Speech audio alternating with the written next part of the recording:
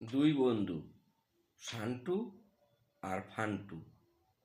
শান্টু ফান্টুকে জিজ্ঞেস করছে, বল তো, মেয়েরা বিয়ের পরে শ্বশুরবাড়ি যাওয়ার সময় বিশাল কান্না করে কেন বলতো? বিশাল পরিমাণে কান্না করে বলতো? ফান্টু বলে, বলবো না, বললে পরে বৌদিরা রাস্তায় পেলে মারবে। শান্টু বলছে, আরে বল না, কেন মারবে? পরে আমি যেটা জানি সেটা বললে পরে মেয়েরাও মারবে। আর বল।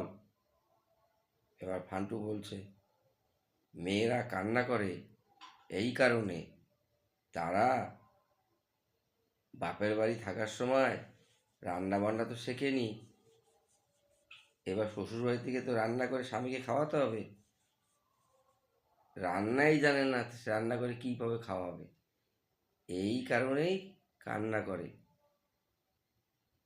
শান্টু বলছে ফান্টুকে, এই একটা কারণ? আরও কোনো কারণ আছে। ফান্টু বলছে শান্টুকে, তা তুই বল।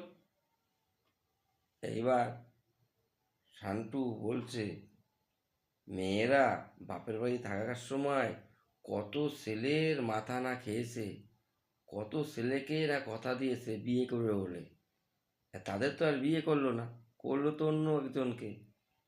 এইবার তারা কি ছাড়বে? তারা তো এবার খুঁজে বেড়াবে, এবং খুঁজে যদি পায় তখন তো তাদের 12টা বাজিয়ে দেবে।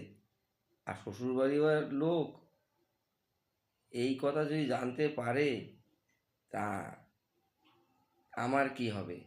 এই জন্য মেয়েরা এগুলো ভাবে, আর ওরমভাবে আসার পাশার দিয়ে কান্না করে, বুঝলি ফান্টু?